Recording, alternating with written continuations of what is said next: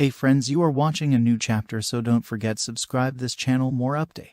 In this video I will be recapping the chapter 64 of this manhwa called Revenge of the Iron-Blooded Sword Hound, the swordsman with the iron blood, the owner of Baskerville, one of the 7 families of the great empire. Hugo the Baskerville, the best swordsman in the empire who expelled the barbarians far beyond the borders and also exterminated hundreds of monsters. Once Hugo decided on a direction, he never looked back. If you like the video, then please comment. He was truly known as a man with iron blood. But now Hugo's feelings began to tremble as he saw the little girl in front of him. Hugo was speechless when he saw Pomeranian's face. Pomeranian hugged Vicar with all her strength and tearfully told him that she was very scared, leaving Vicar both shocked and confused at the same time. Tears streaming down her face, Pomeranian looked at Hugo again, then started crying once more and told Vicar that she was very scared of that man's mustache, leaving Chihuahua speechless. Upon seeing the situation, Vicar quickly intervened and asked his father to calm down. Nervously, he also explained to Hugo that she was a little girl he had personally brought for an errand. He also explained that initially when he saw her red eyes, he thought they were a family trait, but later after investigating, he found out that she was from a border tribe. Vicar also told him that there was no chance she was someone known to their family, leaving Hugo speechless. Hugo quickly calmed down and then put his hand on his head and thought that he had made a mistake, since if Penelope was still alive, she couldn't be the same age as the little girl. Hugo stood up and started heading towards the exit, deciding to go back home as he was quite tired. At that moment, Vicar looked at him intently and somewhat nervously asked him to be careful. He thought to himself how Hugo, a person with the soul of a sword master, was so surprised to see Pomeranian, so Vicar quickly came to the conclusion that there was definitely something there. Hugo turned around and asked Vicar to attend the grand banquet tomorrow. Upon hearing Hugo's words, Chihuahua was confused and thought to himself that the grand banquet was a dinner where only a very small number of immediate family members gathered. He also thought that the dream of every lower Baskerville was to attend the banquet. Vicar said goodbye to Hugo, telling him that they would see each other tomorrow. Just before leaving through the door, Hugo looked at Pomeranian once again, who was in Chihuahua's scared arms. That same night, Vicar placed some pillows on his bed and covered them with sheets while he laid down on the floor next to the bed. With an empty stare, Vicar thought that after washing himself with hot water and lying on the soft bed, he felt uncomfortable and couldn't sleep. He started to wonder if this was due to the influence of the 2 years he had spent with the Balak warriors. He also thought that the influence of the warriors would be ingrained in him for some time. He thought that Hugo's reaction had been quite unexpected. Based on his previous reaction to the incident with Pomeranian and the amulet, he had to make a decision. After the grand feast tomorrow, he planned to hint to Hugo that Pomeranian might prove to be a good card for him to strike a decisive blow. Either way, he had to do it in a way that wouldn't harm Pomeranian. Vicar closed his eyes to sleep, but at that moment, the curtain in his room moved. Vicar quickly realized that something was wrong. His senses did not fail him as a hooded woman entered his room. The woman slowly unsheathed her knife and approached Vicar's bed. At that moment, a voice told the woman that less than a day had passed since he had returned, but news traveled fast. Vicar placed one of his hands on the bed and, using the momentum, delivered a powerful kick to the hooded woman. The woman managed to dodge the kick at the last second, but in the process she dropped her knife, which flew and embedded itself in the wall. In the blink of an eye, Vicar placed his hand under the hooded woman's throat, but at that moment the woman quickly asked him to wait a minute. She began to tell him that it was just a joke. Upon hearing the woman's voice, Vicar immediately recognized her. Vicar moved closer to the woman's face and asked her to request a formal meeting from now on, as he could have accidentally killed her. The woman replied that sleeping on the floor disguised as a pillow was a strange sleeping habit. The woman slowly started to remove her mask and told Vicar that even if he died and came back to life, nothing had changed about him. After removing the mask, the woman greeted him and Vicar looked at her and asked her not to cause a scene by calling her by her name, Wendy. She began to approach the bed and asked Vicar if he had sent her to Chihuahua, and she also asked him how he had known that she was going with the girl who received 10 billion. Vicar began to put on his shirt and replied that trust was generated by increasing wealth. He also added that he had taken note of her behavior pattern in order to eventually ignore it all. Wendy sat on the bed and told him that robbing him was rude. She also explained that as a financial planner, the only thing she did was receive unemployment bonuses. She also explained that if it weren't for her, all the 10 billion that Judy received would have been wasted. Vicar denied her words by telling her that bodyguards had been added to prevent that. Wendy, somewhat confused, asked Vicar if there was no way the bodyguards could do something like that. Vicar revealed to her that financial experts had also been assigned among the bodyguards. He himself had given orders to filter various traitors. Wendy, somewhat surprised, asked if he was referring to those bodyguards. Vicar looked her in the eyes and reminded her that he himself had ordered her to let them get close. She immediately realized that Vicar had been playing her from beginning to end. As Vicar was fixing his hair, he asked Wendy what information he had requested. She reached into her suit and pulled out envelopes with information and handed them to Vicar. Seeing this, he thought that her personality hadn't changed much in the past 2 years. He asked Wendy to place it in the file next time and send it instead of hiding it in her suit. In exchange for this information, Vicar decided to fulfill his promise to build a bridge for trade with the natives.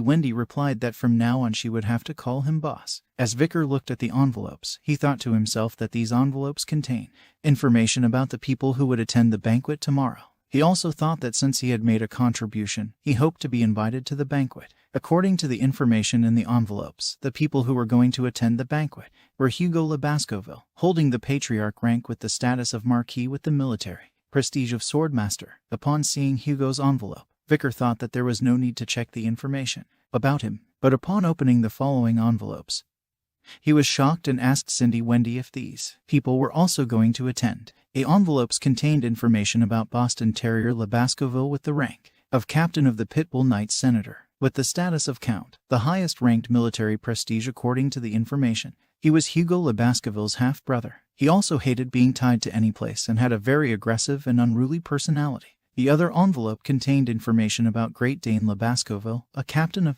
Mastiff Knights and a senator, with the status of Count, the highest-ranked military prestige.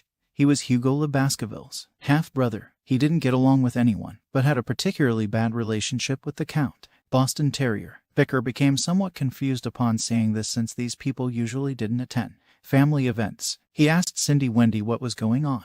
Wendy replied that they were coming to see the young Baskerville legend who had returned alive. She also assumed they would come to take Vicar to their nightly orders. Vicar started looking at the other envelopes and told her he was sure he would be quite tired tomorrow. Among the envelopes, he saw one that contained information about Osiris Baskerville, a representative with the status of Viscount and the highest-ranked military prestige. He was Hugo Baskerville's eldest son and was currently the first heir of the family. Upon seeing this, Vicar asked Wendy if Osiris was also going to attend. She explained that Osiris was the eldest son of the Baskerville family. Growing and replicating Hugo's past, his sword skills were already on par with the 7 counts, and it was estimated that he would soon reach the level of Swordmaster. Vicar thought that before returning, he had seen Osiris several times from afar. He was a quiet and cold person who didn't even greet his subordinates or his younger siblings in the direct lineage. Wendy asked Vicar if, excluding the patriarch and the 7 counts, Osiris would be the strongest of the Baskervilles. She began to wonder if Vicar was stronger than Osiris. Vicar advised her not to try to guess his fighting power at a glance. Among the information in the envelopes, he saw information about a person who he had heard was receiving training in a closed facility. He started wondering if this person would briefly come out to attend the banquet. This person was Seth Baskerville, a consul of the city and a chamber of representatives. He held the status of Viscount and had an intermediate-level military prestige. He was Hugo Baskerville's second son and was currently the second heir of the family. His talent for sword handling was far behind his elder brothers, and he had been particularly sickly from a young age. His personality was not typical of a Baskerville, as he was gentle and kind. When he was young, Hugo would chase him for being weak. He was the only one who shed tears for the hounds that died like trash. He was the only respectable person in Baskerville. Vicar thought there must be a reason why he had to meet him. After reviewing all the envelopes, Vicar forcefully left them on the table and told Wendy that these were unexpected names. Wendy, somewhat confused and angry, explained that she had done a lot of research and also asked why he had rushed to look at them. Vicar simply replied that he knew them better than he thought to himself that there would be a great feast tomorrow. He started staring at the envelopes, and with a smile he told Wendy that many fun things were going to happen tomorrow. The next day, Vicar began to make his way towards the grand banquet hall. After several minutes, he arrived at the door of the grand banquet hall, which was guarded by 2 guards who were creating tension in the atmosphere. Vicar started to approach the door and stared at it intently. After several seconds, he began to slowly open the door, further increasing the tension in the room. Upon opening the door, a bright light dazzled his face. Once the intensity of the light subsided, he saw Hugo sitting on the seat of honor. Beside him was his butler. On Hugo's left side sat his children and on his right side sat his brothers. The butler informed everyone that Vicar Van Baskerville was also going to attend the grand banquet as ordered by the head of the family. Everyone turned towards the direction where Vicar was first settled. Baskerville turned, who had dark circles under his eyes and looked quite tired. But despite this, he smiled at him pleasantly. Then Osiris turned, who simply looked at Vicar with one eye. Then Highborough, Middleborough and Lowborough turned, who started looking at him with admiration. Then the Great Dane turned around, who was somewhat surprised to see Vicar attending the grand banquet. And finally Boston Terrier turned around and while resting his head on his fist simply smiled at seeing Vicar. Vicar placed a hand on his chest and closed his eyes to thank Hugo for the invitation to the grand banquet. Hugo stared at him intently and while his eyes were shining, he called Vicar son and asked him to come to the table and sit next to his brothers. He approached and sat at the table, and the grand banquet began. First, everyone started with the main course, which was meat. They all started eating without saying a word, creating tension in the atmosphere. The servant stood behind Boston Terrier's chair and watched as the tension in the room began to increase every second. The first person to break the tension was Boston Terrier Baskerville, commander of the Pitbull Order. His plate had 4 pieces of sliced meat. He asked everyone if the meat was undercooked. Hugo became somewhat confused, looked at Boston Terrier, and asked him if he didn't like meat. Boston Terrier smiled and replied that it wasn't what he had meant to say. He then pointed with his hand to the person sitting next to him, who was struggling to cut the meat as it was quite raw. Boston Terrier explained to Hugo that he was referring to the meat on the plate next to him. The person sitting next to him was Great Dane Baskerville, commander of the Mastiff Order, who was a bit annoyed. He asked Boston Terrier what else he was dissatisfied with. Boston Terrier stared at him and replied that he had never thought he would eat raw meat. He also added that it was as if he was trying to eat his adorable nephew raw. Great Dane also stared at him and admitted that Vicar seemed cute, but reminded him that he too was his nephew and as an uncle, it was natural to guide his nephew on the right path. Boston Terrier pointed his finger at Vicar and asked Great Dane why the right path involved throwing a child to a mastiff. Great Dane replied that this path was much better than getting involved with a stupid and boring pit bull. While Vicar looked at his uncles, he thought to himself that as expected, they had come with the intention of recruiting him. Among the 7 knights representing Baskerville, 2 of them wanted to recruit him for the pitbull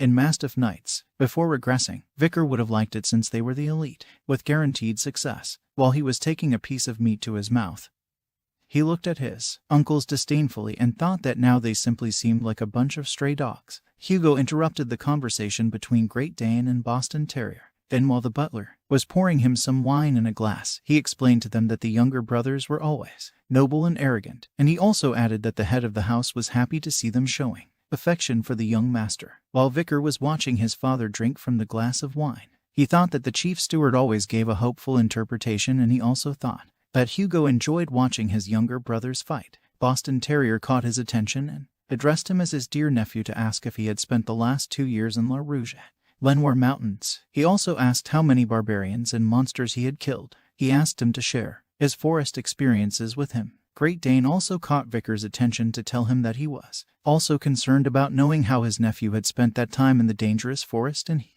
also added that he was curious about his growth in the forest. Hugo interrupted the conversation and asked his brothers not to pressure him and asked them to let him eat. Great Dane asked Hugo if he felt curious, and Boston Terrier explained that he couldn't resist curiosity, so he hurried back as soon as possible to attend the grand banquet. At that moment, Hugo got angry and asked both of them that it was enough already. Upon hearing this, Great Dane and Boston Terrier felt the immense pressure coming from their older brother's words. Hugo stood up from his chair with a killer aura, and while holding a piece of meat with his fork, he reminded them again that he didn't like to say things twice. Both calmed down and decided to stop talking anymore. But at that moment, Vicar also stood up from his chair, and while looking at his 2 uncles, he explained to everyone that it wasn't difficult to prove his achievements. Upon seeing that Vicar had gotten up, Hugo looked at him and reminded him that he had traveled a long distance. He asked if it wouldn't be exhausting to make it all the way to the drill hall. Vicar looked at Hugo and replied that it was fine. Then he extended his hand and touched the table, explaining to everyone that he could showcase his skills at a time and anywhere.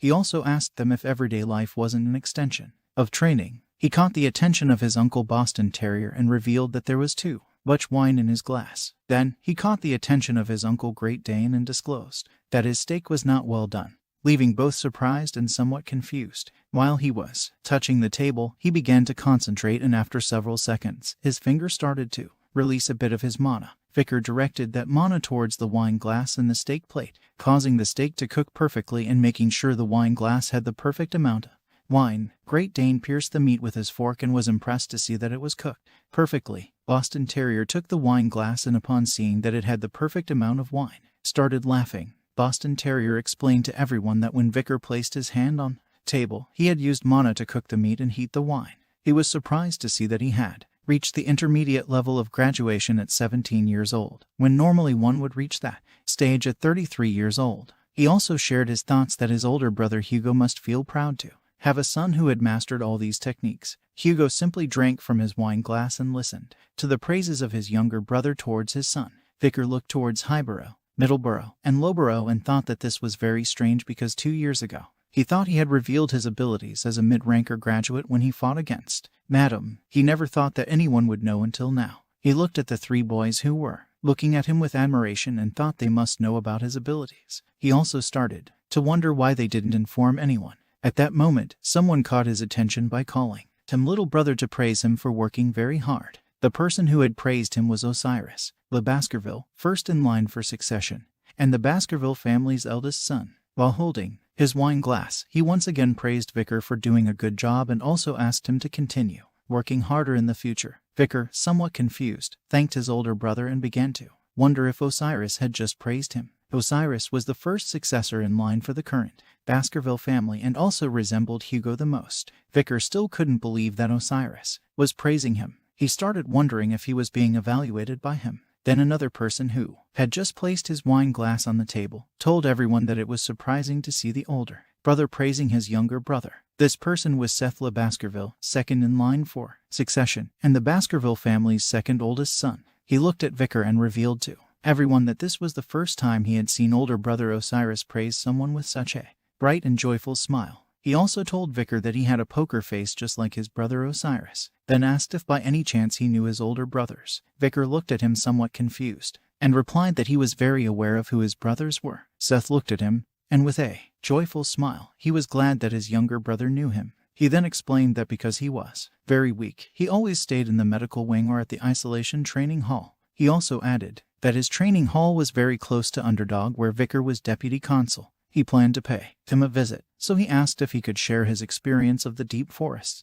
Vicar, with a lost gaze, looked towards nothingness and thought that his bright attitude, which was very different from being a Baskerville, had not changed. During the fall, Vicar had the opportunity to serve under Seth, so there were moments when they were together. In the midst of the chaos of battle, he was the only one who comforted the fallen bloodhounds. He even comforted Vicar, who was soaked in blood wandering through the battlefield. Even when Vicar was falsely accused, he remained by his side defending him until the end. With a cheerful smile, Seth told Vicar that he would be under his care. Seth was the only person Vicar wanted to meet at this banquet. At that moment, Vicar's expression changed drastically as he began to smell a disgusting stench that had been lingering since before. This repugnant odor was something only he could sense, as it had been present during the fall. This repugnant odor was the smell of demon. He quickly realized there was a hidden demon among the people present at the grand banquet. Vicar looked at everyone and started wondering where the source of this disgusting stench was. He closed his eyes, and after several seconds he opened them again and stared at a person. This person was holding his wine glass. He was Seth, who had demon hands covering his body. He stared intently and with a smile asked Vicar, "Is there something you need?" Vicar and Seth began to converse, and while they were conversing, he realized that Seth was constantly engaging in conversation with everyone to lighten the mood and appear natural, while a maid was pouring some wine into Seth's glass. He started asking her how she was doing. Upon seeing this, Vicar was somewhat surprised because Seth wasn't just maintaining constant conversation with his siblings but also with the servants. He stared at him intently with one eye and thought that he was the same person he had met before regressing. He also began to wonder why the person he had trusted the most smelled like demons. While Seth was holding his glass with one hand, he looked at Vicar and explained that when he was absent, he had heard that he had taken on the role of deputy consul of Underdog City. He also added that he had even heard that the citizens appreciated him so much that they started protesting for him to assume the position permanently. Seth also told him that he was eager to work with him when he returned to his position as deputy consul. Vicar stared into Seth's eyes and simply remained silent. Then while holding the wine glass with 3 fingers, he began to bring his wine glass closer to Set's for a toast. Set looked at Vicar's wine glass with a smile. Then Vicar told him that he was also very eager to work with him. Upon hearing this, Set was delighted and they both clinked their wine glasses together in a toast, and he told him that he would be under his care. After toasting, Vicar began to bring his wine glass closer to his eye, creating a slight tension in the atmosphere. He started staring at the reflection of the wine glass, and while doing so, he saw Osiris sitting in his armchair. However, when he looked at Set's chair, he saw that it was empty. Immediately, he realized that he was unable to see his reflection in the wine glass. Upon seeing this, he began to wonder if Set was dead, and a demon was possessing his lifeless body. Vicar looked at everyone present at the table, and started questioning himself whether he should reveal to them all that Set was a demon. At the same time, while Set was enjoying his wine, Vicar began bringing his own glass of wine closer to his mouth and stared fixedly at Set. He changed his thoughts and decided not to reveal to anyone at the table that Set was a demon, since he thought that if he did, then his father and the others would ask him for proper evidence. Immediately, he decided that first he needed to wait for the grand banquet to finish in order to gather evidence to accuse Set of being a demon. With a pleasant smile, Set asked Vicar which order he was going to join.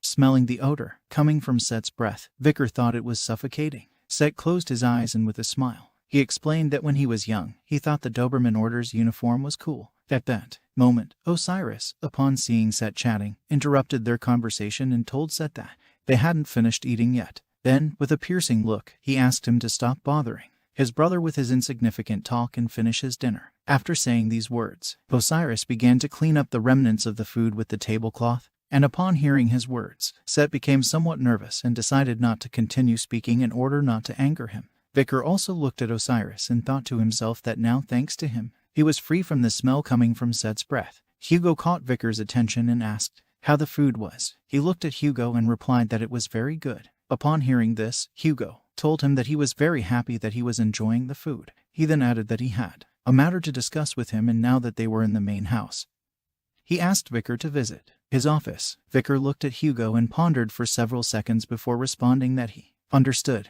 That same night, after finishing the grand banquet dinner, he left the main house. Friends, if you liked the video, then hit the like button. While walking away from the house, he sighed as he was a bit tired since the dinner had lasted 5 hours. This experience was tough for him as he never thought he would dine with those people. During dinner, he heard that the official document for the participants of the academy had arrived in Baskerville. He didn't take long to realize that the reason Hugo had summoned him was because of his enrollment in the academy. While he was lost in his thoughts, a man who was on top of the main house started staring at him. The man took advantage of Vicar's guard being down to launch a powerful sword attack, causing a red aura to quickly advance towards him. But to his surprise, Vicar immediately felt the presence of the attack, and as he looked in the direction of the attack, he realized it was the 6th technique of the Baskerville family. Realizing this, he began to wonder if he would be able to surpass it. While he was unsheathing his sword, he remembered that his revealed skill level was mid-grade graduator, which meant that he couldn't go beyond that. So without further ado, he used the 4th Baskerville technique and unleashed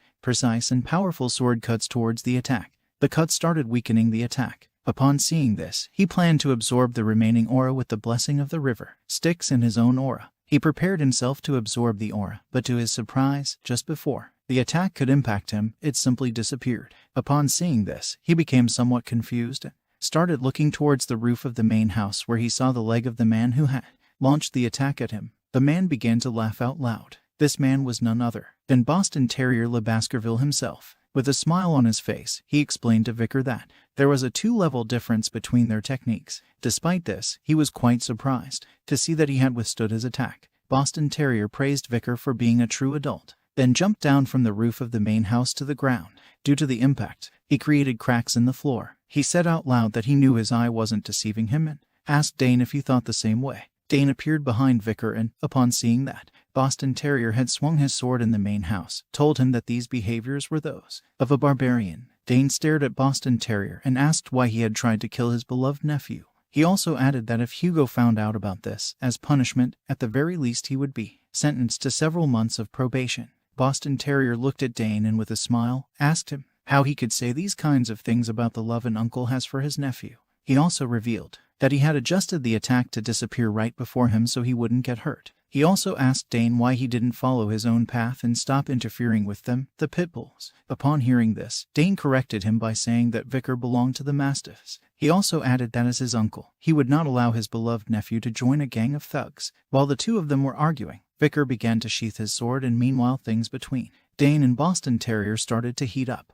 Boston Terrier mocked Dane by telling him that someone who begged to be saved when he got a small cut on his belly shouldn't say these things. Dane retaliated against Boston Terrier by telling him that pit bulls were so muscular that they didn't have belly skin to tear. Both drew their swords, and Boston Terrier proposed to have a duel, and the winner would take Vicar to his order. Dane accepted without hesitation, since he always wanted the best for his nephew. Seeing that both were about to fight, Vicar simply turned around and started walking away from them, thinking that his uncles were quite annoying. As he was walking away, he thought to himself that the previous attack Boston Terrier had launched at him hadn't been so strong. While he was advancing towards the bridge that connected the main house with Underdog City, he thought that the strongest attack from the 7 counts was the 6th technique of the highest-ranking Baskerville grader. He himself was also the highest-ranking grader, but still knew about the 7th technique, and furthermore knew how to use the blessing of Styx River and the demonic sword Beelzebub.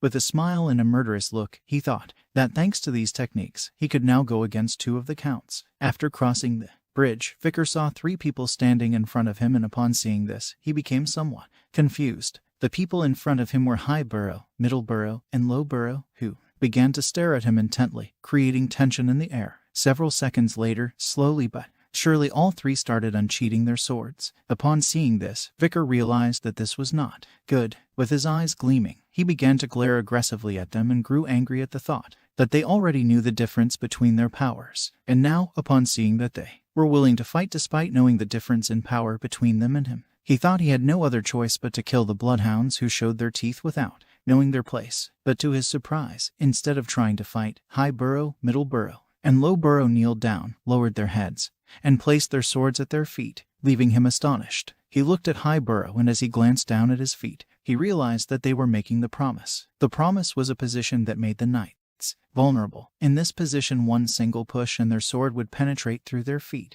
If a knight adopted this position, it meant that he was putting his life in the hands of the person standing before him. Vicar asked High Burrow, Middle Burrow, and Low Burrow what they were doing. The 3 stared at him and replied that they had come to pay off their debts. High Burrow explained to him that the feeling he had since he was attacked by him when he was 9 years old was fear. Middle Burrow told him that he had started to recognize him when he had hunted Cerberus. And finally, Low Burrow told him that he was amazed to see that he had been able to kill the troll. The 3 of them explained to him that they had started to feel a sense of admiration and reverence after seeing that he had been able to confront the giant monster in the forest. They also added that on the day they barely escaped with their lives, they gathered and decided that from now on they would become the 3 spears of Vicar Van Baskerville. They asked him to please become their master, whom they, the Bloodhounds, will serve forever. Upon hearing this, Vicar was somewhat surprised. He thought that before regressing, they were the ones who captured him and also the ones who fled after he was falsely accused. The 3 were called Hugo's 3 spears, and Vicar knew that they were simply bloodhounds carrying out their orders.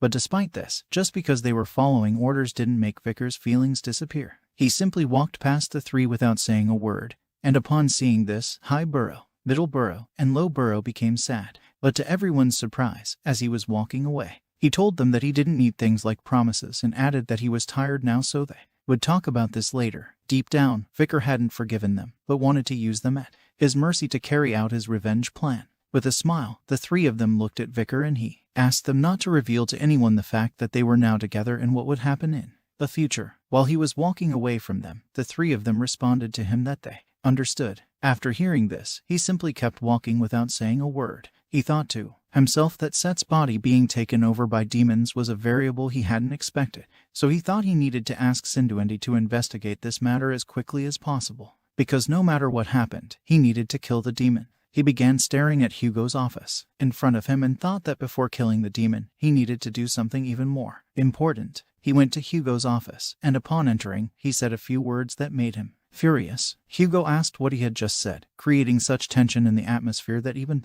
Butler began to feel afraid. Hugo asked Vicar to repeat what he had just said. With a calm voice and a tranquil gaze, Vicar took a step forward and spoke again about Roxana, his deceased first wife, and the daughter between him and Roxana, Penelope. Vicar stared at Hugo and asked him if he could Talk to him about Penelope. Upon hearing this, Hugo became furious and with a deadly look and aura. He asked how he knew the name of Penelope. Vicar simply looked into his eyes, and while his eyes were shining, he thought that this was only the beginning of his revenge plan. We see a very large palace in front of us. It was much larger than the others, and in front of it was a beautiful garden. The sky had some ominous red clouds, creating a fearful atmosphere. When dawn broke and the sun's rays began to penetrate the windows of the house in Hugo's office, he took out an envelope and placed it on the table, explaining to Vika that they had received a notice from the academy. Vika took the envelope with both hands, and while reading the notice, Hugo intertwined his fingers. As he watched his son read the notice, he decided to talk to him about the previous promise he had made regarding entering the academy. The notice letter was from Colosseo,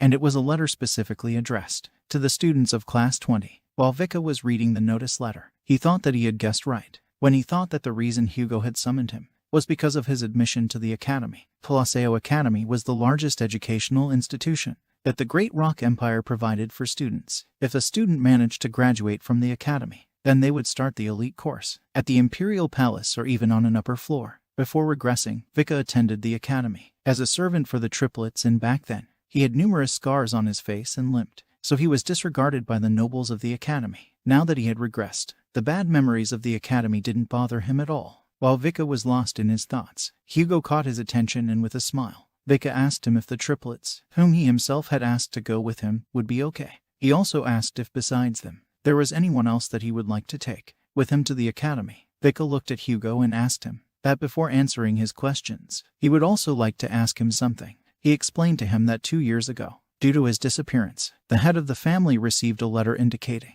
that he would receive a great benefit from the Morg family, and Vika himself would be rewarded. He asked his father if it was true that he was going to receive a reward. With a smile, Hugo replied that it was correct, and also asked if there was something specific he wanted as a reward. Vika replied that as a reward, he wanted his father to share a story with him. Hugo was somewhat confused to see that he wanted to hear a simple story as a reward. As he felt very curious, he asked him what kind of story he wanted to hear. Now that Hugo had agreed to give him a story as a reward, Vika told him that he would assume that he had allowed him to ask. He approached Hugo's table and revealed that he would like to know about Mrs. Roxana and Miss Penelope. Upon hearing these two names, the butler's expression changed drastically, as he couldn't believe what Vika had just asked him. Hugo's expression also changed, and he asked Vika what he had just said. Vika started staring into his eyes, and mentioned again the late Mrs. Roxana, his first wife and the daughter they had together. Vika asked Hugo once again if he could talk to him about Miss Penelope. Upon hearing the name Penelope, Hugo clenched both fists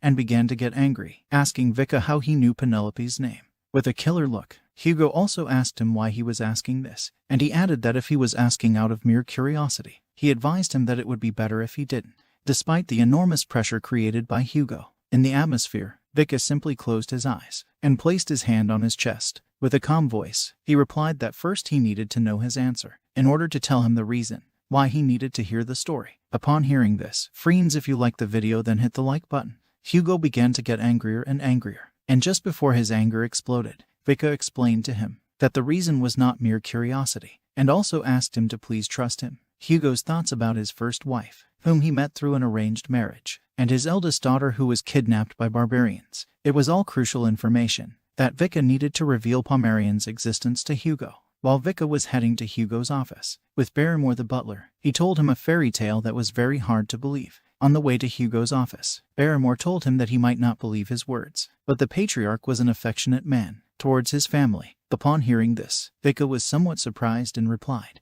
that he didn't think there were many Baskervilles who believed in Hugo. Barrymore told him that the patriarch still loved his first wife, Mrs. Roxana, very much, who had passed away due to an illness. Despite hearing the story Barrymore had told him, Vika still couldn't allow Hugo to meet Pomerian.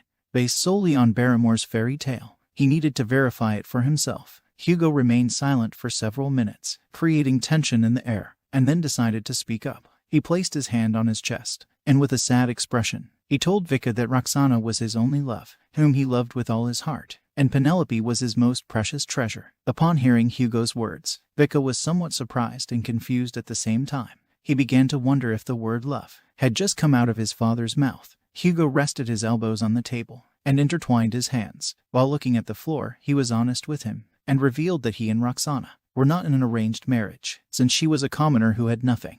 Despite many years having passed, Hugo still remembered the day they met, as if it were yesterday. While both were walking through the city, they looked at each other and fell in love at first sight. Upon hearing this, Vika looked at Hugo and realized that he was starting from the first time he met Roxana. Hugo explained to him that the love between them was very difficult as Roxana tried to distance herself from him because of her humble origin, but he gave up everything and went with her. If it were up to her, Hugo was willing to get rid of everything, not only his physical body, but also his own soul. Vika had not come to listen to this story, so he thanked his father for sharing the story with him, and asked if he could advance a little further in the story until Penelope appeared. Just before Vika could finish speaking, Hugo interrupted him to continue telling the story. He explained that their love was once again put to the test, since they were being chased by the Baskerville family, who wanted to capture them in order to protect Roxana.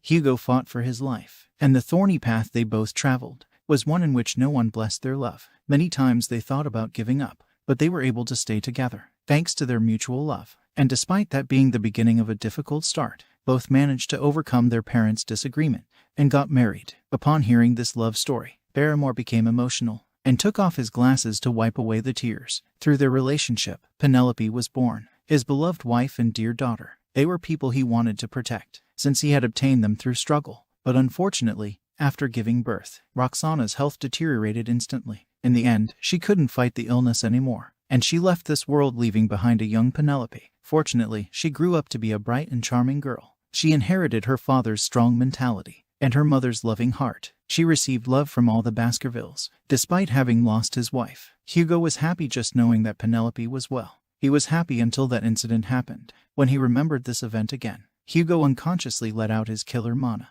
and grabbed the arm of the armchair so tightly that it started to break into pieces. Hugo explained that Penelope, who went out for a walk, was captured by the Lococo tribe. He began to get even angrier, and with a murderous look wondered how the barbarians had managed to enter Baskerville territory, and how they had managed to kidnap Penelope, which was a fact that until today, Hugo was unable to decipher. And because of this, up until now, he couldn't find any clues about Penelope. While Vicar was staring at Hugo, he simply listened to his words without interrupting him. Hugo used Penelope's disappearance as justification to expand the Empire's region, and started searching for his daughter by subjugating the barbarians. He felt that doing it alone was going to be difficult, so he drastically increased the number of his wives through arranged marriages and began producing offspring en masse. And decades later, although stationed on the border, Hugo created a powerful family that no one could look down upon, and thus the Iron Blood Baskerville family was born. Hugo put his hand on his head and began to lament the loss of his daughter and wife. And upon seeing this, Vicar thought that,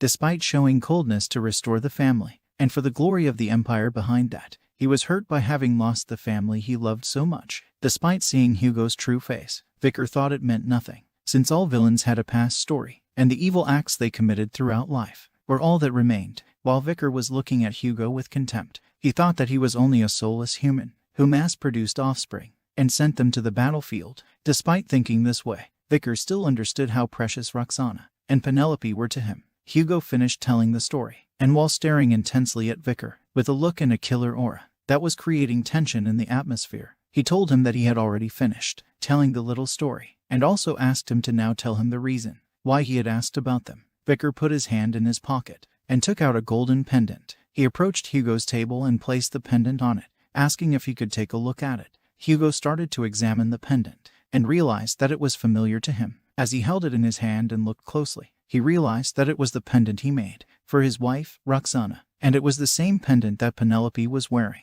before being kidnapped by the barbarians. Upon opening the locket, Hugo saw a photo of himself, Roxana, and their daughter Penelope. Upon seeing this, he began to stare at it intently, creating even more tension in the atmosphere. Vicar started to move away from Hugo's table and asked him what he would do if Miss Penelope's successor were alive. Upon hearing these words, Hugo and Barrymore were shocked, as they both watched Vicar walk towards the door, with their mouths agape. Hugo asked him what he was talking about. Vicar approached the office door, and while looking at Hugo, he revealed to them that the successor, of whom he was talking about, was Miss Penelope's daughter. He also added that in other words, Hugo Le Baskerville had a granddaughter. At that moment, someone opened the door and entered Hugo's office. The person who had entered addressed Vicar as uncle, and upon seeing who this person was, Hugo was shocked. This person was Pomerian, who had been waiting at the door with Chihuahua. She grabbed Vicar by his clothes and told him that she had been waiting as he had asked her to. Upon seeing Hugo, Pomeranian hugged Vicar's leg.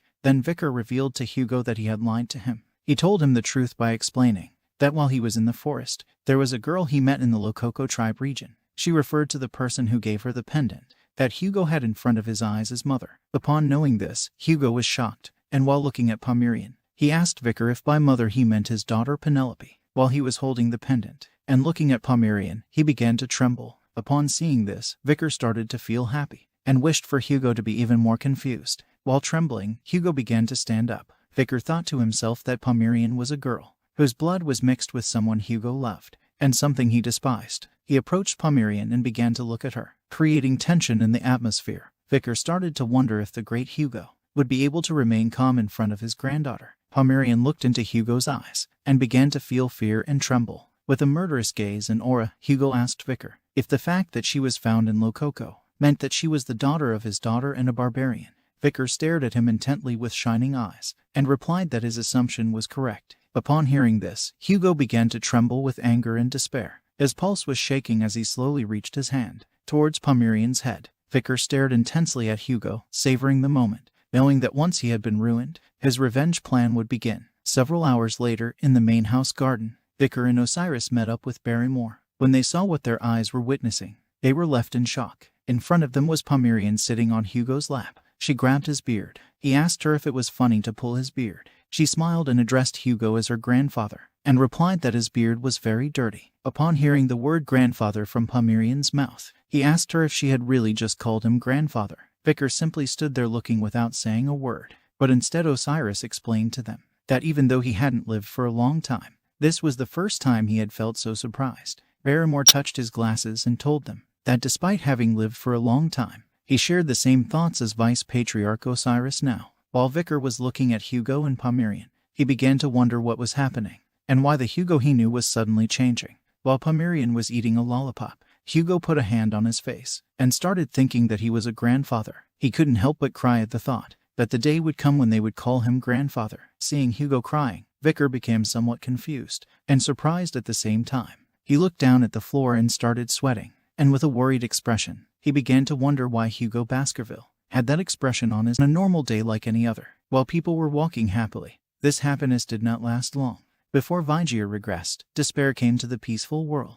The gates connecting the demon world and the human world appeared in the sky. This moment was remembered as the moment when the invasion of demons had begun. People called it the Fall. The 10 high-ranking demons who descended first into the underworld were responsible for opening this gate.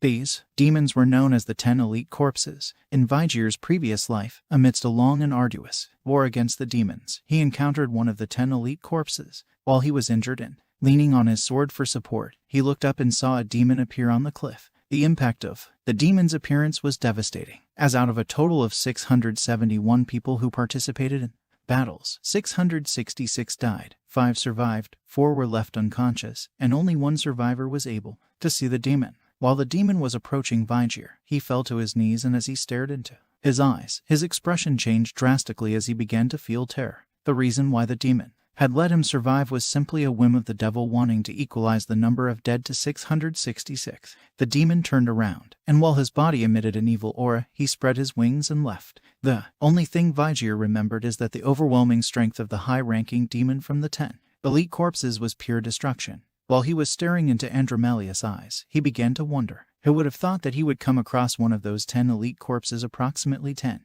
years earlier. As Andromalius covered the wound on his arm with his hand, he looked into Vigier's eyes, and upon seeing his expression, he started to wonder what he was thinking. Looking to the side, he saw the remains of skeletons of children that had been devoured by the demon. Upon closer inspection, he noticed that some bones were still covered in blood. He began to wonder if these bones belonged to the young children that Andromalius had devoured. Upon seeing this scene, he couldn't help but get angry while his body emitted a murderous aura. He stared into Andromalius' eyes with a killer look. Slowly, he began to rise from the ground, placing his left hand on his chin, and while staring into his eyes with a demonic gaze, he smiled and asked if he felt anger upon seeing the remains of the children. Andromalius showed him his hand. Several fingers of his hand began to transform into parts of the children that he had devoured. The pinky finger transformed into a child's mouth, the ring finger transformed into a nose, the middle finger transformed into hair, and the index finger transformed into skin. He asked Vijir not to worry as the children were alive and breathing inside his womb. He also added that he could revive them if he wished. He began reciting words in the language of demons, causing the bodies of the children to slowly emerge from his own body. At first, Vijir simply stared at Andromalius, trying to understand where he was going with this. The disfigured faces of the children appeared on Andromalius' body, and they started begging for help. Upon seeing this, he couldn't help but become enraged and, using the Beelzebub sword, he cut off his only remaining arm. While Andromalius was watching as his sword approached, he was unable to do anything about it. He fell to the ground on his knees and began writhing in pain, as Beelzebub's sword had damaged his soul. Vijir looked at Andromalius and started enjoying how he was twisting in pain. Then he told him not to worry about the children, since the dead cannot come back to life. Seeing that both of his hands had been cut off, Andromalius looked down at the ground with a worried expression and began screaming due to intense pain. At that moment, his body began to emit a demonic aura and the 2 hands he had lost regenerated. He stared into Vijir's eyes and with a smug smile, explained that the regeneration had been completed. Andromalius stood up from the ground and while looking down, started dusting off his pants. He told Vijir that he understood that they both had many hidden things. Vijir simply remained silent and didn't say a word. Then Andromalius called him a genius since even Osiris had only managed to reach the level of graduate at 30 years old. And he had achieved this at the young age of only 17 years old. It was clear to Andromalius that he had become an unparalleled irregular. Andromalius extended his hand to the side, causing it to slowly start changing shape. He thought that now that Vijir had the Beelzebub sword, the sword of the Lord of Demons, it was likely that he would become a future risk factor for demons. Several seconds later, his hand transformed into a sharp sword. He pointed it towards Vijir and while staring him in the eyes, he smiled and revealed that he was going to kill him here and now. Upon hearing this, Vijir unsheathed the Beelzebub sword. While looking at him with a murderous gaze, he promised to kill him to avenge all the children he had devoured. The two stared into each other's eyes for several seconds, creating tension in the air. Then the battle began and they both started attacking each other using their swords. Vijir stared Andromalius in the eyes and started attacking with the Beelzebub sword. But to his surprise, Andromalius effortlessly blocked all of his attacks. With a diabolical smile, Andromalius began to counterattack, but Vijir was able to block all the attacks effortlessly. He stared into his eyes and with a smile thought that Vijir's second name was Van, and his own was Love, so there was a significant difference in power between them. The rule where collateral line and legitimate children could only learn up to the 4th technique. He attacked Vijir, causing him to step back due to the difference in strength. He thought to himself that he couldn't defeat someone like him who was capable of using the 6th technique. Andromalius used the 6th Baskerville technique and launched a barrage of cuts. Little by little the attacks began to advance towards him. At first, Vijir simply stood there watching, but several seconds later, while his eyes were shining, he used the 6th Baskerville technique and was able to block all the attacks. Seeing this, Andromalius was dumbfounded and started wondering how Vijir knew about the existence of the 6th Baskerville technique. He smiled as he expected Vijir to have something else hidden. At that moment, part of his face began to transform into a flexible and sharp sword. While staring into his eyes, he smiled and used both swords to attack him by surprise. He blocked the sword attack from Andromalius' hand, using the Beelzebub sword, but slowly the flexible sword started getting closer to his eye. With a murderous look, he glanced at the sword, and at that moment, the blade of the Beelzebub sword began emitting intense mana. Upon seeing this, Andromalius' happy expression drastically changed to surprise. The mana that the sword was releasing was so intense that it even made his hair start to fly. Vijir used the 7th Baskerville technique and counterattacked with a powerful strike against Andromalius, causing his sword to break in half and fly backwards. Vijir's attack hit him in the abdomen, causing him to start bleeding from the mouth. He began to wonder how someone like Vijir could know the 7th Baskerville technique, a technique that only the head of the Baskerville family was allowed to use. Vijir gained momentum and started advancing towards him at high speed. He stared into Andromalius' eyes with a murderous look while Beelzebub's sword emitted an intense aura. He attacked Andromalius in the abdomen using the sword. This attack was so powerful that it even created a large curtain of smoke inside the cave. Several seconds later, the curtain of smoke began to disappear, and it could be seen how Vijir had stabbed the Beelzebub sword into the demon's chest. While he was writhing in pain, Vijir told him that demons always thought they were superior and looked down on humans. He approached and while looking into his eyes, smiled and mocked him by revealing that there was nothing easier to deceive than a cunning demon. Andromalius looked into his eyes and clenched his teeth tightly as he couldn't believe that mere human was mocking a demon like him in this way. The heroes who had closed the door and put an end to the era of destruction. In the end, they hadn't been able to find the 10 superior corpses to condemn them completely, but now it was different because the fall had not yet begun. He was in an era where the 10 elite corpses were still preserving their power and didn't want to show it to humans. Vajir approached Andromalius' ear and revealed that he had already understood everything. Upon hearing this, he became quite confused as he didn't know what Vajir was talking about. Andromalius became somewhat confused and looked at Vajir with eyes of surprise. He explained to him that the plan of the demon disguised as Set was to connect the human world and the demon world, which meant that if he ruined the plan by killing the 10 demons, the fall would never come. Vajir's body began to emit intense mana. He stared into his eyes and with a murderous look, he told him that if he killed the 10 demons, then his heart would feel somewhat relieved. Upon hearing this, Andromalius' expression changed drastically to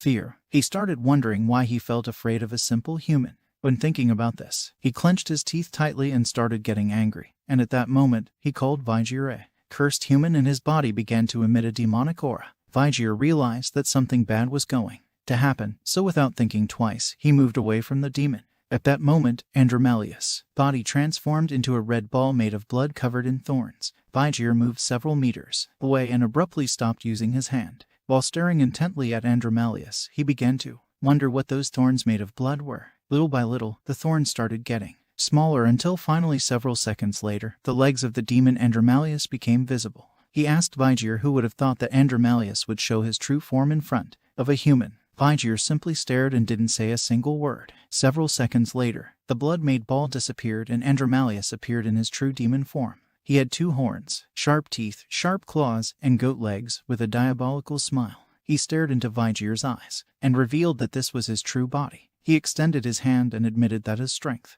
had been quite surprising to him. Vajir simply listened and didn't say a single word. At that moment, Andromalius extended his hand towards him and all the fingers of his hand transformed into devilish snakes. Little by little, the snakes began to advance towards Vajir. At first, he stood still for several seconds, but then he used Baskerville's 7th technique and with Beelzebub's sword, in the blink of an eye, he cut off the heads of several snakes that were being controlled by the demon. Although he had lost several snakes, Andromalius was not willing to. So with a diabolical smile, he extended his other hand towards Vajir, causing more snakes to appear, and started advancing towards him. The snakes attacked him again, but he once again used the 7th technique and in a flash dodged their attacks and cut off their heads. While he was busy dodging the attacks, a snake appeared from behind and started moving towards him at great speed. Vajir was unable to sense the presence of the snake, and in the blink of an eye, the snake bit him hard on the shoulder. Feeling the pain, he quickly turned around and using the Beelzebub sword, cut off the snake's head. At that moment, Demon Andromalius began to smile and stopped attacking with snakes. Then he stared into his eyes and while having one hand resting on his waist, extended the other hand and revealed to him that the battle had already ended.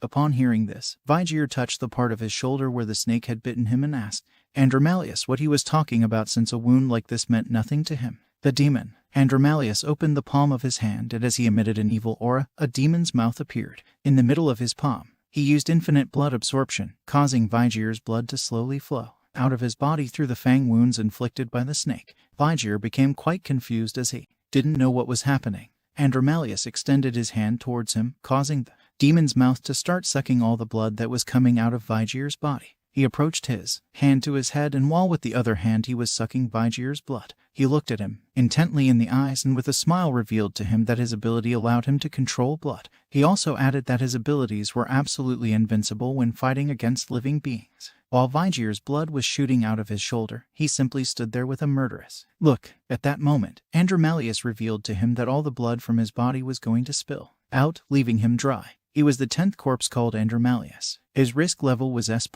The size was unknown. The discovery location was deep within the Gate of Destruction, known as the Snake's Womb. The alias of this demon was the 10th corpse, a natural enemy of humanity. One of the 10 disasters known as incomprehensible. Video at the beginning of the chapter, we see that Set was incorporating the blood taken from Vikir's body into his own body. While doing this, the Set says smilingly to Vikir, endless blood absorption. This is the power of a half-immortal. As long as there are living organisms around me who are injured, I will not die. Vikir starts smiling after seeing blood coming out of his body. Seeing Vikir smiling like this, Set gets very angry and asks him, "Have you finally lost it? Why are you laughing?" Then Vikir answers him by placing his hand on his mouth. "That's because it's funny. Being you enjoying yourself when you don't even know what you're absorbing."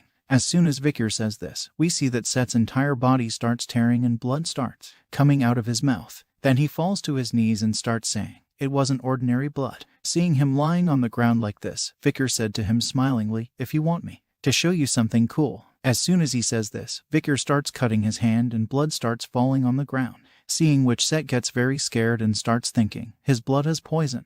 And after cutting the hand, Vicar immediately says to the Set, "It's not just that. Regeneration complete." Seeing his hand joined again, Set gets very scared and starts thinking in his mind, how can a human have a regeneration skill of that level and poison that can harm demons? The only ones that possess such potent poisons are the cunning spider from the Le Rouge et Lenoir mountain, the 9-headed snake that lives in the land of the Titans, and the huge jellyfish that lives at the bottom of the Black Sea. To think a lowly human possesses such a potent poison. While Set was thinking all this, Vicar smilingly said to Set after applying blood on his finger, "Didn't you want my blood? As I thought, the madam's poison works on the 10 corpses." As soon as we say this, we see that Vicar attacks Set's neck with his sword. Seeing himself so helpless, Set becomes very angry and thinks in his mind, he's too strong. I don't understand this. How the hell did this monster become this strong? Right now, my priority is to survive and tell the other corpses about him. I need to recollect the mana I dispersed. Seeing him doing this, Vicar looks back and thinks, did he release his barrier? Set starts smiling after releasing his barrier and says, "Let's water turn into blood." As soon as Set do this, we see that water starts appearing like a balloon all around,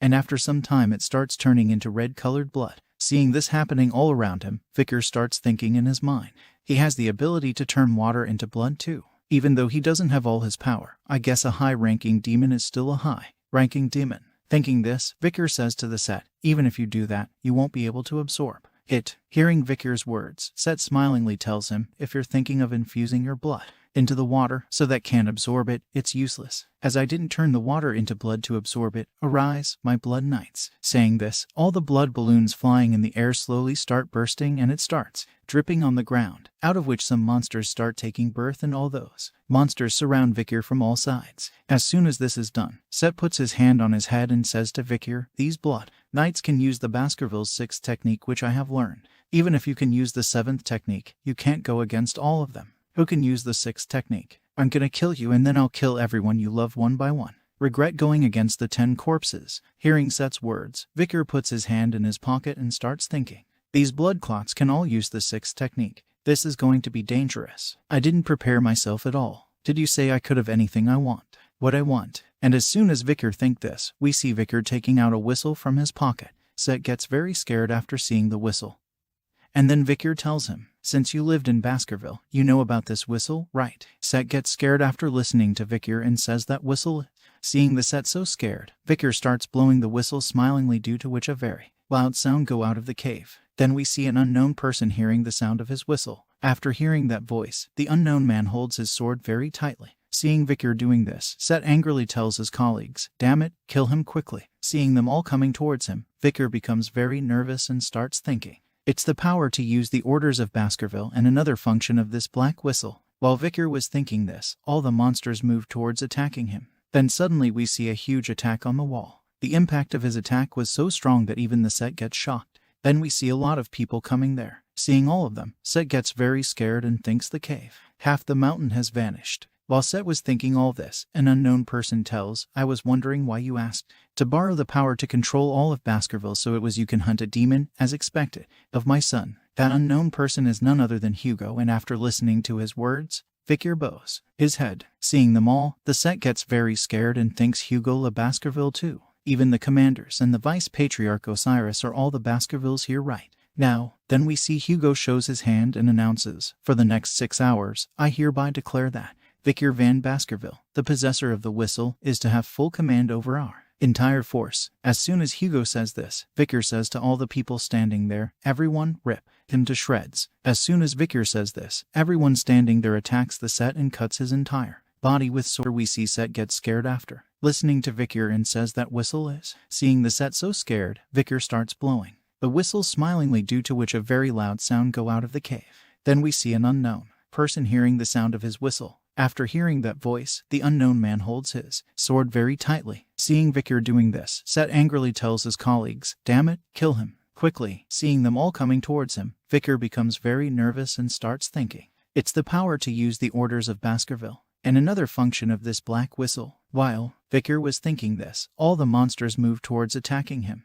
Then suddenly we see a huge attack on the wall. The impact of his attack was so strong that even the set gets shocked. Then we see a lot of people coming there. Seeing all of them, Set gets very scared and thinks the cave, half the mountain has vanished. While Set was thinking all this, an unknown person tells, I was wondering why you asked to borrow the power to control all of Baskerville. So it was you can hunt a demon, as expected of my son. That unknown person is none other than Hugo. And after listening to his words, Vicar bows his head. Seeing them all, the Set gets very scared and thinks Hugo. The Baskerville too. Even the commanders and the Vice Patriarch Osiris are all the Baskervilles here right now. Then we see Hugo shows his hand and announces, for the next 6 hours, I hereby declare that Vicar Van Baskerville, the possessor of the whistle, is to have full command over our entire force. As soon as Hugo says this, Vicar says to all the people standing there, everyone, rip him to shreds. Let's start the video. If you like our video, then don't forget to like the video and subscribe to the channel. At the beginning of the chapter, we see that on the orders of Vicar, all his companions attacked Set and pierced Set's entire body with swords. Seeing them doing this, Vicar, standing a little distance away, says to them, this demon has the power to drain blood,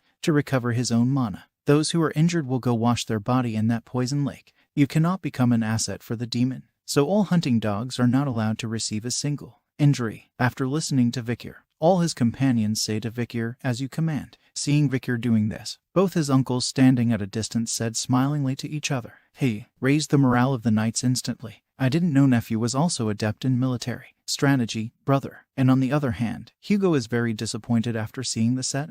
Thinks in his mind, I wasn't able to realize that my own son had become a demon. And on the other hand, Set attacks the hunting dogs with those poisonous snakes and asks them. So this is the true state of Baskerville right now, making the attacks of poisonous snakes useless. The hunting dog cuts all those poisonous snakes in between and starts attacking the Set. Seeing his condition so bad, Set gets very scared and starts thinking, damn it, despite knowing my ability, none of them are backing down. These are the hunting dogs of Baskerville. They're beyond what I expected. Even if I regenerate, it'll only be a waste of mana at this rate. I need to find a different method. Thinking this, Set says to Vicar, let's negotiate. And immediately after this, we see that the hunting dogs had captured the Set, and seeing it in such a condition, the Set says to Vicar, if you let me leave alive, I will leave Set's body right now. You won't abandon the second son of the clan, will you? Hearing his words, Vicar becomes very angry and says to the Set, did you really think Baskerville would accept such a negotiation? After listening to Vicar, Set becomes very angry and tells Vicar, yeah, I know an offer like this won't work on guys like you, but there is one person here. Having said this, Set says to Osiris, standing at a distance, Osiris, what about you? You won't let the brother who followed after you die like this, will you? As soon as Set say this to Osiris, Set thinks in his mind, if my predictions are correct, Osiris has the softest heart in Baskerville. There's a possibility if I can dig into this guy's heart. Thinking this, Set says to Osiris, this will be your last chance to save Set. Osiris also comes to the battlefield after listening to Set's words. Seeing Osiris coming to the battlefield, Vicar says to him, please do not be deceived. This is the lie of a demon. Ignoring Vicar's words, Osiris starts moving forward and seeing Set on his knees says, if Set's soul is still in there is something I can still do for my brother. Hearing his words, the demon Set starts smiling, and the next moment he comes in the face of Set and starts saying to Osiris, brother, I am still alive. I'm sorry, selling my soul to the demon. The time I spent being compared to you by father was a difficult period for my weak self. I truly regret selling my soul to the demon. But it's true that all the actions I took until now are still my sins. Please give me a chance to repent. Hearing Set's words, Osiris becomes very angry, and the next moment he cuts Set's neck from his body with his sword and says to him, I am truly regretful that this was the only thing left I could do for you. Vicar says to Osiris after he cuts Set's neck, there's no need to feel guilty, brother. Set's soul has already been destroyed. That was just the act by the demon. Hearing Vicar's words, Osiris tells him, it is my fault for giving Set an opening that demon could exploit. When we were young, had I treated Set a little better, I wouldn't be here regretting the corruption of his body and his death. And I am truly saddened that the children who should be the future of the Baskerville territory were victimized like this. I am ashamed that I was unaware of these happenings as the Vice clan head, to be unaware that I was being played by the demon.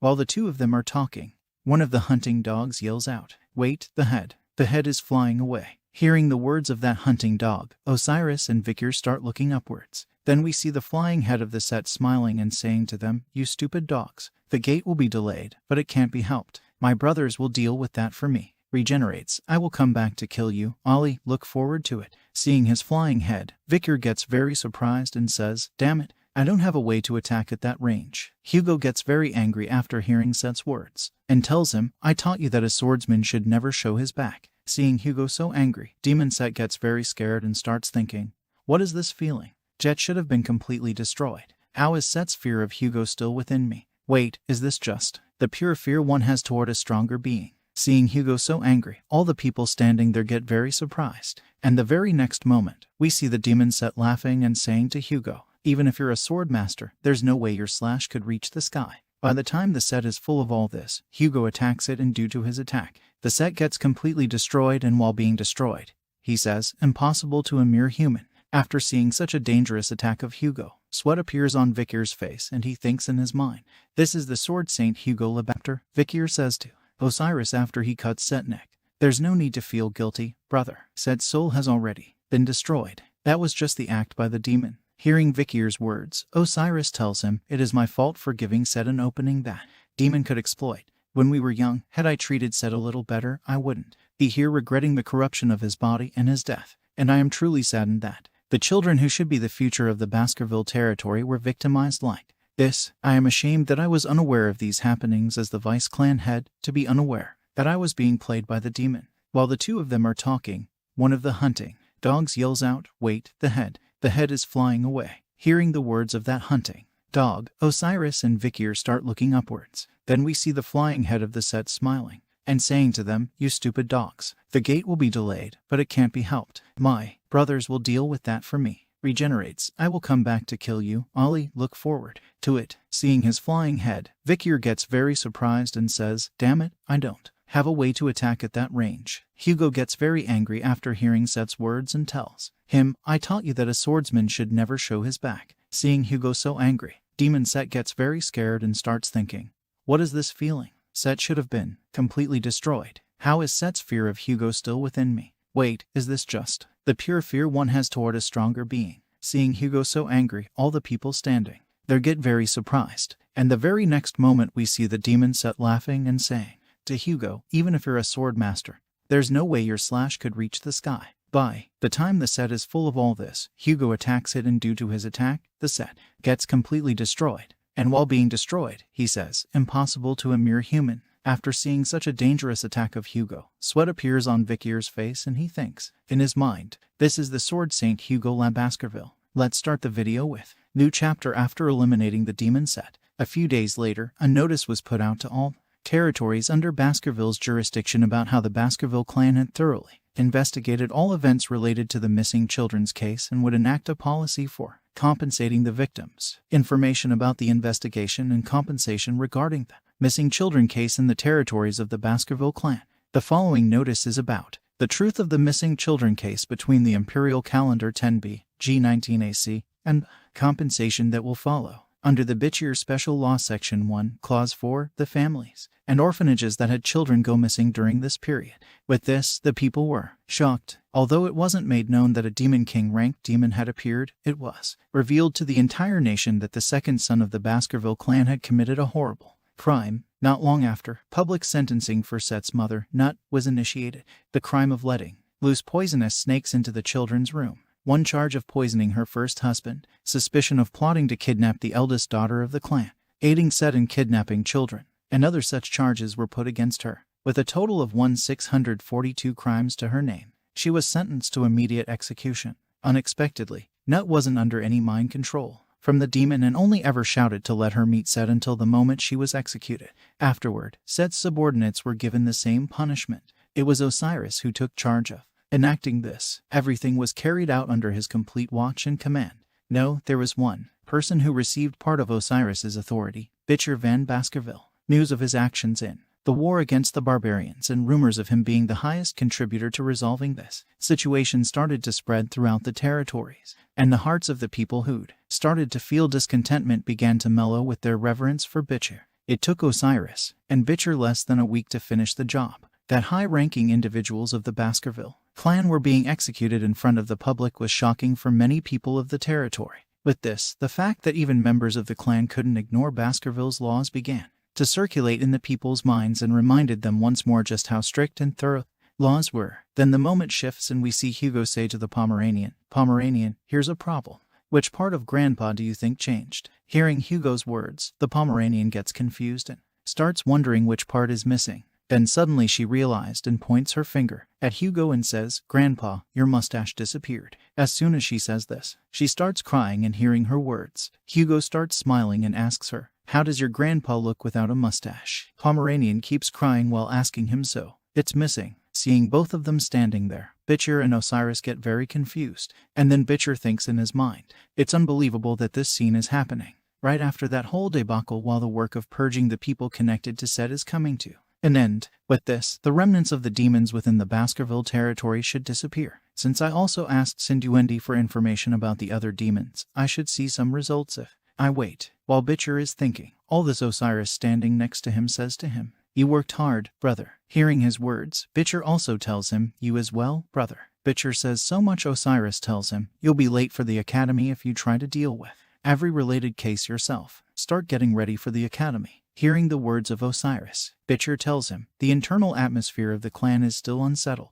Don't worry about that. This is father's decision as well." By the time Bitcher says this to Osiris, he suddenly thinks that he's sending me to the academy in this situation. It would be better in Hugo's position to use me, who has a good public image, to deal with the remaining problems. Just what is he planning? While Bitcher is thinking all this, Osiris starts smiling and say, "Father is just worried you'll be swept up in the power conflict between the clan factions. I feel that I've only recently learned about our father. He is just clumsy with the way he expresses himself. But father worries for you. Since I, who am said to be the most similar to father, am telling you this, you can believe it." Hearing Osiris's words and seeing Hugo so happy, Bitcher starts thinking about his old life. "I was looking at everything through the eyes of my past again. My life before regressing was a life in chains. I only followed the path led by the chains while looking at Hugo's back. That's why I didn't know Hugo was also wearing his own chains. The things I knew are changing. My experiences, my relationship, my ending, and Hugo. So that's how you look without your chains. I'm sure of it now. The Hugo I needed to take revenge against no longer exists. My past self is now free." Bitcher becomes very happy thinking about all this. After thinking all this, Bitcher says to Osiris, "Brother, I'll go to the academy." Osiris becomes happy after hearing Bitcher's words and tells him, "Okay, good thinking." Hearing his words, Bitcher thinks in his mind, "However, I am not free yet because my true revenge begins here." Then the moment shifts and we see a town. There was a fight between a demon and an unknown person inside that town. Then the demon asked him angrily, "Damn it, who are you? How did you know I made a contract with a demon?" "You little." Saying this, the demon moves forward to attack the unknown person. Seeing him coming towards him, the unknown person takes out his sword and says to him, "Who am I?" After saying this, the unknown person attacks the demon and cuts him into many pieces with his sword, and after some time, demon dies. After killing him, he starts walking away and says, "The revenge against you demons." This is the end of the video. If you guys want to see the next part, then don't forget to subscribe, like and comment. Cube is a chat.